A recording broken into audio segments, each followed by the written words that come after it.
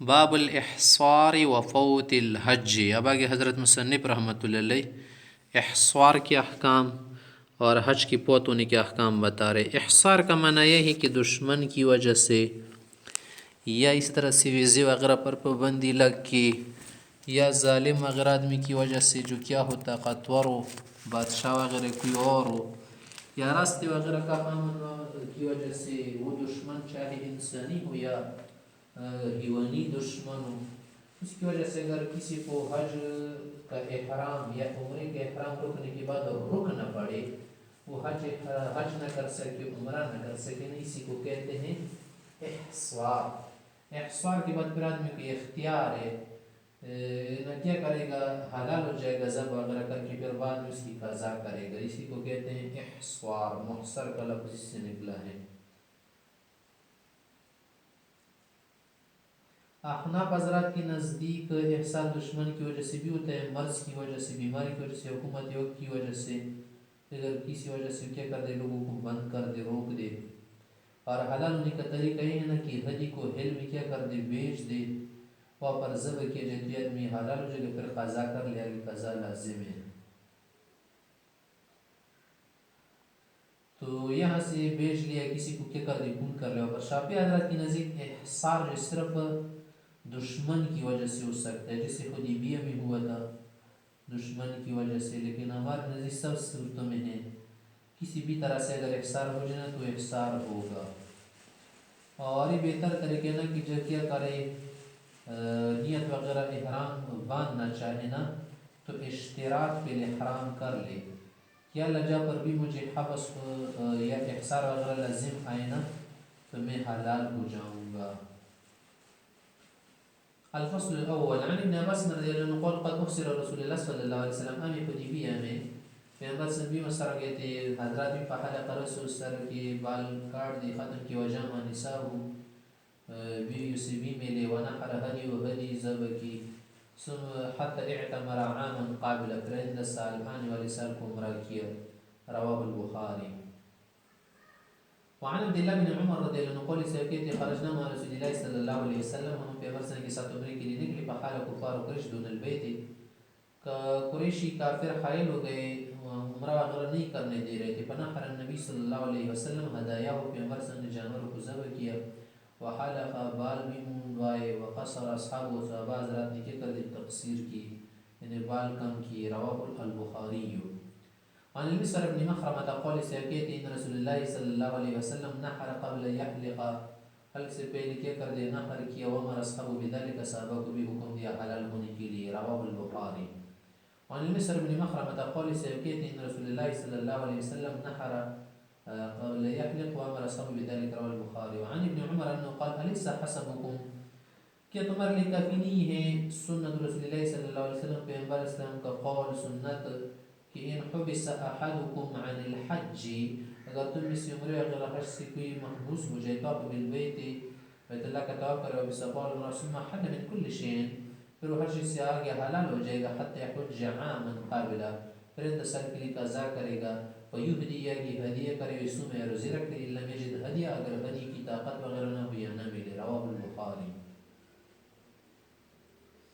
وعن عائشة رضی اللہ تعالی عنہ قالت، عائشہ سے بکیتی ہے دخل رسول اللہ صلی اللہ علیہ وسلم علی زباع بنت الزبیر، کہ پیغمبر علیہ السلام زباع بنت الزبیر کے پاس گئے، جو پیغمبر علیہ السلام کی کیا تھی، چچا زاد بہن تھی۔ فقال لو سکا کہ لعلکی اردت الحج، شاید تمہارا حج کا ارادہ ہے، قالت کہنے لگے ہاں واللہ ما اجد الا وجعا، کہ ارادہ تو ہے لیکن کیا ہے، کمزوری بہت زیادہ ہے، تمام حج کا کیا نہیں کر سکتی، طاقت نہیں رکھتی میں۔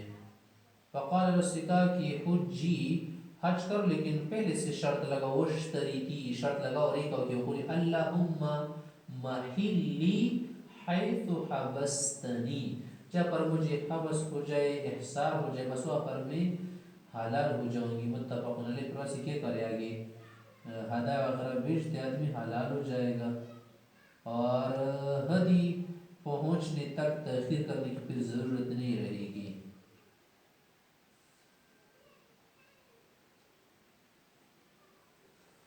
یہ امام شافعی رحمۃ اللہ علیہ کے نزدیک، احناف حضرات کے نزدیک یہ جو پیغمبر صلی اللہ علیہ وسلم نے سکھا تھا نا کہ تم یہ الفاظ کو کہ اللہ وکیل عشق بستنی، یہ تسلی کے لیے تھا.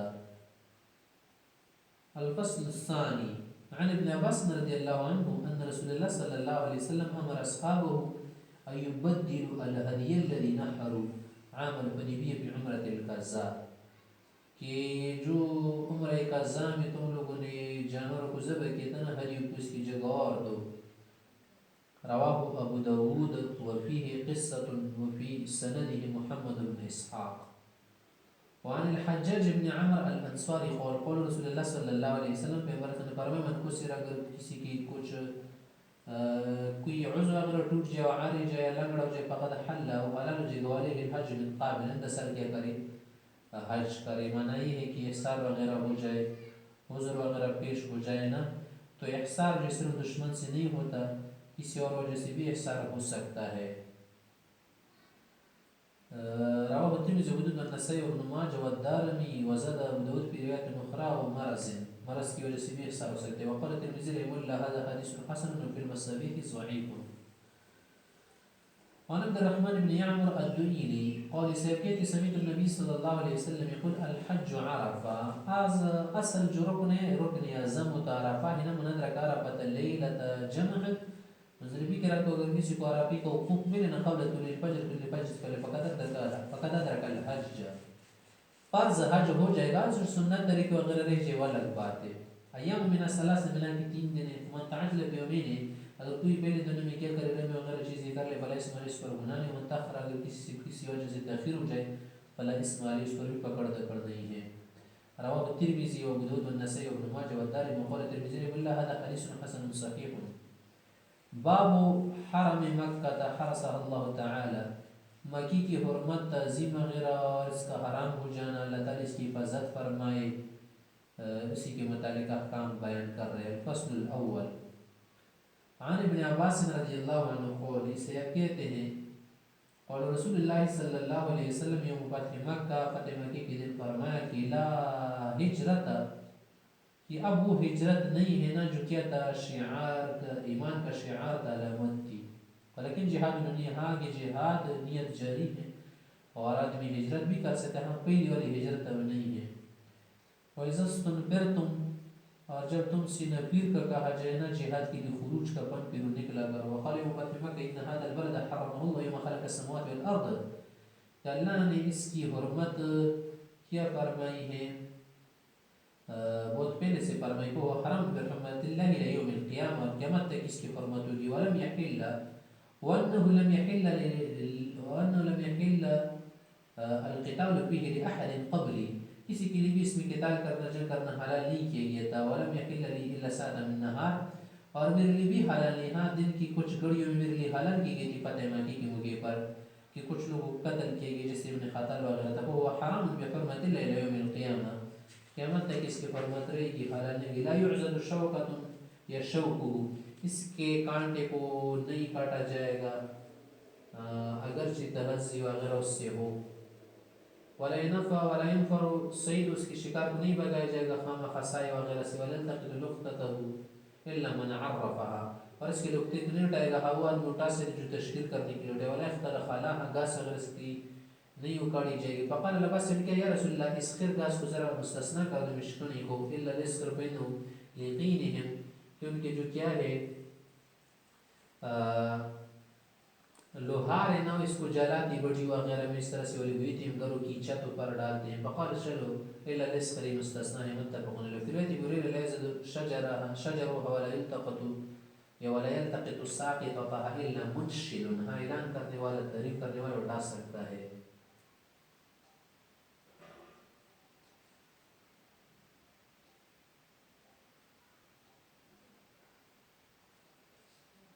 وعن جابر رضي الله عنه قال سمعت النبي صلى الله عليه وسلم يقول لا يحل لأحدكم أن يحمل بمكة السلاح، کہ مکی میں بلا ضرورت وغیرہ چیزوں کو اسلحہ وغیرہ کی نہ لے کہ اس سے آدمی کو ضرر ہو جائے، کسی کو تکلیف ہو جائے، یا تیز چیز دار چیز. رواه مسلم. وعن انس رضی اللہ عنہ ان النبي صلی اللہ علیہ وسلم دخل مکہ یوم الفتح وعلى رأسه المغفر، فتح مکی کے دن جب مکی میں اندر آ رہے تھے نا تو اس وقت آپ کے سر پر خود فوجئت به فلما نزل جاء رجل استسقى وقال قال إن ابن خطل ابن خطل جو کو مجھے تکلیف دے رہا تھا نا جتنا جس بن گیا ہے نا کہ کیا کر رہے استارے کعبہ سے لٹک گئے کہ کوئی مجھے معاف کر دے گا متعلق استار الکعبہ فقال کہ اقتل اسے قتل کر دو نہ چھوڑ دو متفق علیہ کیونکہ کیا تھا بہت زیادہ شریر انسان تھا اور بہت زیادہ رذیل قسم کا انسان تھا نا آج اس کا بچاؤ نہیں ہے کوئی بچاؤ اس کا نہیں ہوگا.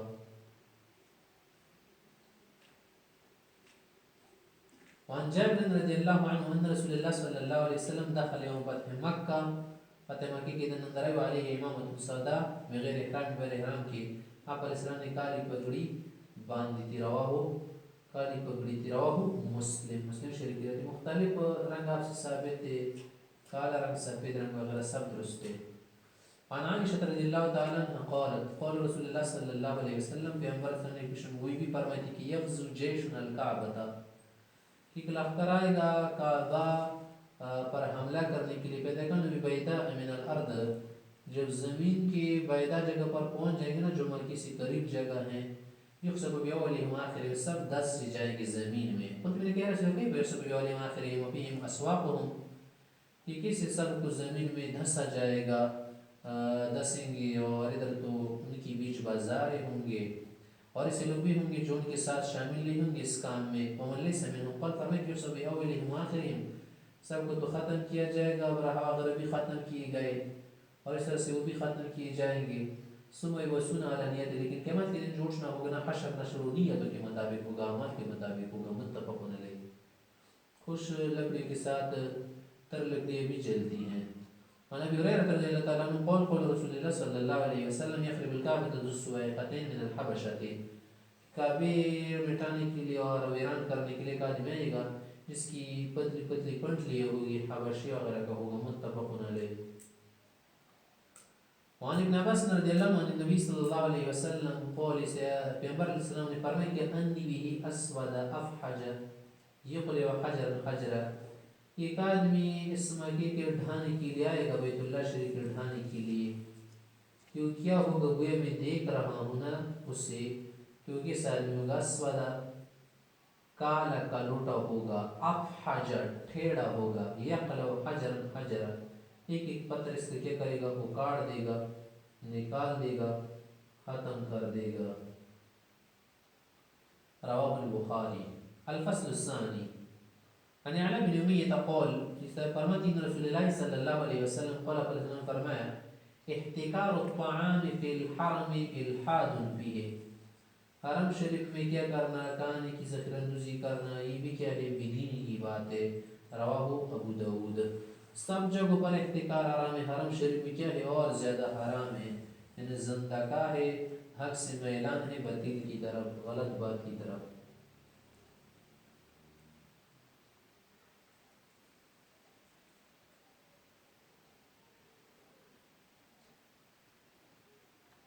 وعن ابن عباس رضی اللہ عنہ قال قال رسول اللہ صلی اللہ علیہ وسلم لمکہ تھا مکی کے متعلق ایک مرتبہ کہا اور جب ایسے ہجرت کرتے ہیں سب بھی کلمات کہتی ما آتی ابی من بلد تم کتنے شاندار شہر ہو کتنے زیشان ہو وحب بگیرے مجھے کتنا پسند ہو تم ولولا نکون اخرجونی من کہ اگر یہ قوم مجھے نہ نکالتی ما سکنت غیر کی کسی اور جگہ میں نہ رہتا. یہ جمہور کی دلیل ہے کہ مکہ مدینے سے افضل اس وجہ سے. رواه الترمذي قال هذا حديث حسن صحيح غريب الاسناد. عن عبد الله بن ابي بن حمراء قال عبد الله سے روایت کرتے ہیں رسول رسول اللہ صلی اللہ علیہ وسلم واقفا على الحزورة میں نے پیغمبر علیہ السلام کو دیکھا حزورہ جگہ پر آپ علیہ السلام کھڑے تھے نا.